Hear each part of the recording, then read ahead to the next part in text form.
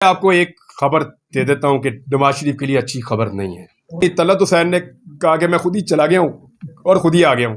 यहां मेरा गिला बनता है, जो नहीं बोल पाया उससे क्या गिला करें, मजबूरी होगी कोई। मियां साहब ने ये दावे किए थे और इनकी पार्टी के सीनियर लोगों ने, और ये वादे किए थे कि जिस वक्त हम लैंड करेंगे पाकिस्तान में, पूरा पाकिस्तान इमरान खान को भूल जाएगा। काकड़ साहब कैसे रहेंगे? मैंने आपसे कहा ना, इतने सारे दिन हैं यार। सबसे पहले तो मैंने आपसे कहा कि आपको अल्लाह याद आता है। मुझे कई दफा लगता था शायद मैं भी वापस नहीं जा पाऊंगा। हम में जादूगर कौन है? कोई ऐसा जो रात को सोता हो और उसको खबर आ जाती हो ख्वाब में। देखिए, मैं एक चीज तो आपको क्लियरली कह दूं कि मुझे गिला नहीं है किसी से। अगर किसी ने मेरे पे कीचड़ उछाला या किसी ने उसको गलत तरीके से पोर्ट्रे किया, उससे है मुझे प्रॉब्लम। यानी तलत हुसैन ने कहा कि मैं खुद ही चला गया हूं और खुद ही आ गया हूं। क्यों भाई? तलत हुसैन ने कहा, उनको कहां से ये बात पता चली? या उनको मैंने तो नहीं ये बात कही तलत हुसैन को? खुद ही चला गया, खुद ही आ गया, वो तो ये उन्होंने क्लेम कर दिया। यहां मेरा गिला बनता है, जो नहीं बोल पाया उससे क्या गिला करें, मजबूरी होगी कोई। सर, ये शाहिद हकान अब्बासी जिनका आपने दफा इंटरव्यू भी दिया था, एक दफा नहीं, दो तीन दफा लिया। 2-3 दफा उन्होंने कहा वो आपको जानते ही नहीं। बनता भी यही था। इमरान भाई बताइएगा कि हमने जब ये आपको गुमशुदा जिंदगी में चले गए, हमने हुकूमत से बारहा पूछा, वजीर आजम उनके जितने नुमाइंदे थे वो कहते थे हमें तो पता नहीं। क्या आप समझते हैं उनको पता नहीं था? और हाँ, मैं समझता हूँ कि जवाब देते थे, मैं समझता हूँ कि उनको नहीं पता। टक्कर का सहाफी था, जरा इनसे पूछिए कहाँ होगा, ये भी कहते थे साहब। तो भाईजान, वो अगर कहते थे उनको नहीं पता तो मैं उन पर यकीन करता हूँ कि उनको वाकई नहीं पता होगा। अच्छा, ये बताइएगा कि आपके मौक़िफ़ का मैं कायल हूँ। कम से कम मैं आपके व्लॉग्स बड़े रेगुलर सुनता था, और 17 जुलाई 2022 को जो इंतखाबात हुए थे, आपने कहा था कि हर तरफ से सर्वे हो रहे थे, वो हुकूमत में भी थे, पावरफुल भी थे, कहते थे 1 सीट 2 सीटें पीटीआई जीतेगी। एग्जैक्टली ऐसा ही मैंने कहा था कि ये 15 से ऊपर चले जाएंगे। बिल्कुल ऐसे ही एग्जैक्टली वही हुआ था। अभी ये बताइए, जो इस टाइम की यानी कि सिचुएशन है, ताकतवर मजीद ताकत में है, तो अब ये फिर उसी तरीके की रिगिंग करने की कोशिश करेंगे जो प्री पोल रिगिंग स्टार्ट भी हो चुकी हुई है। अब आप बताएं, अपना वो ओपिनियन दें, क्योंकि अब आप फील्ड में मैं आपको एक खबर दे देता हूं कि नवाज शरीफ के लिए अच्छी खबर नहीं है। इमरान खान के हवाले से भी एक कमेंट करें। देखिए, उनका अभी मुबहम है, मैं कुछ कह नहीं सकता, मेरे पास कोई इतनी क्लियर खबर नहीं है, लेकिन नवाज शरीफ के लिए अच्छी खबर नहीं है। इंफॉर्मेशन की बुनियाद पे मैं आपको कह रहा हूँ। इस खबर के बाद तो नूरीन और रोने लग जाएगी। इस खबर के बाद नूरीन और रोएगी। अल्लाह उसको सब्र दे।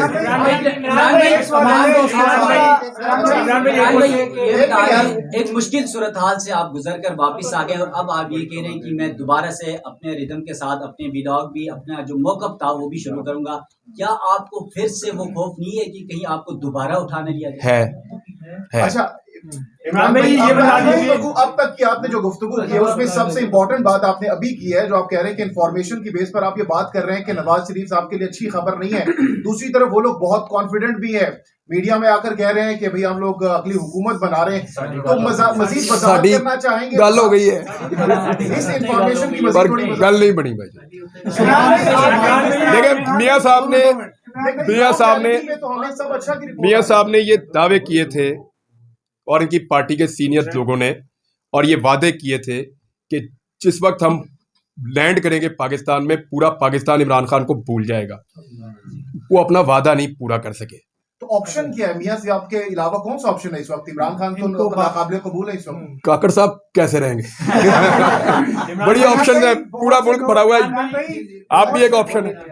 बहुत से लोग आपको अपना हीरो मानते हैं, अरशद शरीफ भाई को भी अपना हीरो मानते हैं।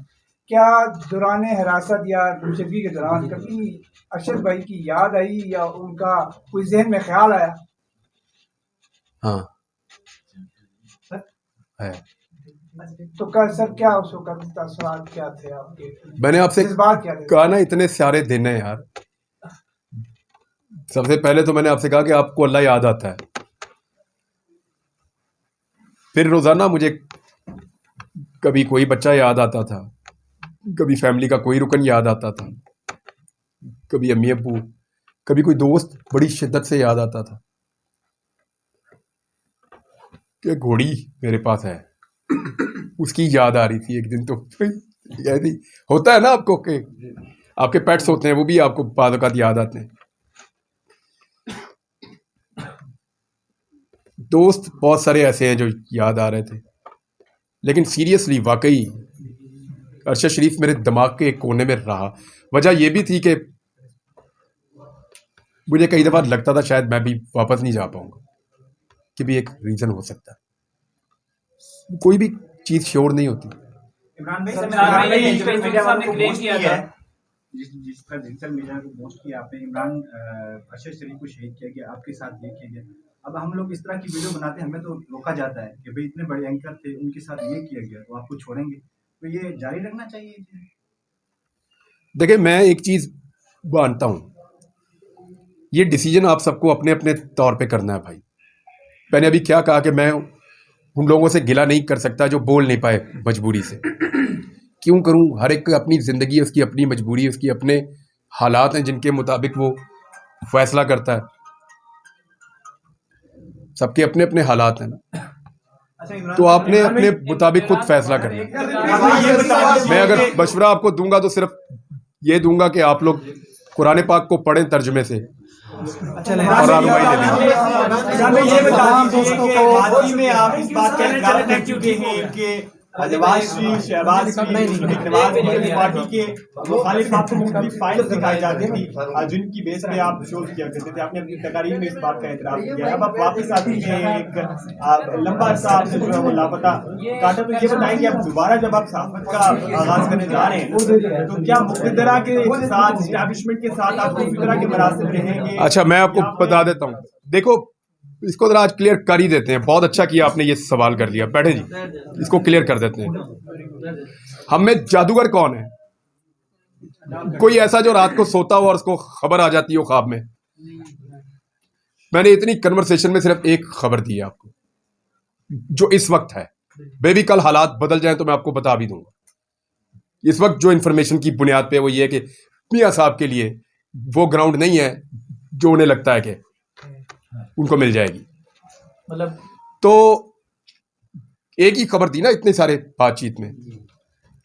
हमें कोई भी जादूगर नहीं है। ये खबर मुझे कोई ख्वाब में नहीं आई रात को सोते हुए, कहीं से आई है ना। इसी तरह हमारे सोर्सेज होते हैं, कभी पुलिस में, कभी एजेंसियों में, कभी नैब में, कभी ब्यूरोक्रेसी में, जहां से हम सारे खबरें ले रहे होते हैं। ऐसे ही खबरें आती हैं और उनको हम वेरीफाई करके अपने आप को कायल करते हैं और चला देते हैं। आपको ये जुमला तो याद है कि मैंने फाइलें देखी, लेकिन उसके बाद एक जुमला था, उसको याद करो, निकाल के सुनो और इस वीलॉग में लगाना कि पहले मैंने अपने आप को कायल किया। कैसे किया? Fact check.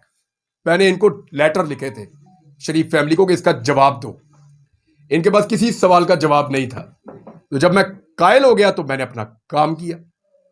हाँ, मुझे आज भी कोई भी पाकिस्तान का कोई भी इदारा मुझे आज भी खबर देगा तो मैं लूंगा उससे। क्यों नहीं लूंगा?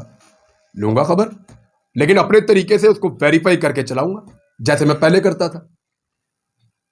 आज भी लूंगा। देखें, ये नहीं हो सकता कि हमें ख्वाब में खबर आए और हम चला दें।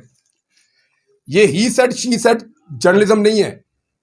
आपके सोर्सेज बनते हैं इदारों में, महकमों में, एजेंसियों में, डिपार्टमेंट्स में, सहाफियों में, पॉलिटिकल पार्टीज में। वहां से आप खबरें निकालते हैं। हादसाती तौर पे तो आपको कभी अचानक ही कोई खबर मिलती है। जैसे मैं एक दिन सड़क से जा रहा था तो गोली चल गई। मैं उतर के देखा तो वो अंग्रेज था, वो गोलियां मार रहा था।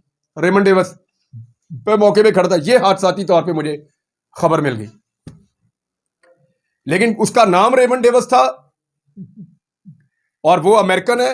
ये पता करने के लिए मुझे अपने पुलिस के सोर्स को एक्टिवेट करना पड़ा और एक एजेंसी के। वहां से फिर पता चला कि ये एक्चुअली बंदा कौन था। खबर ख्वाब में नहीं आती भाई। आइंदा भी मिलेगी तो खबर दूंगा, उस पर काम कर।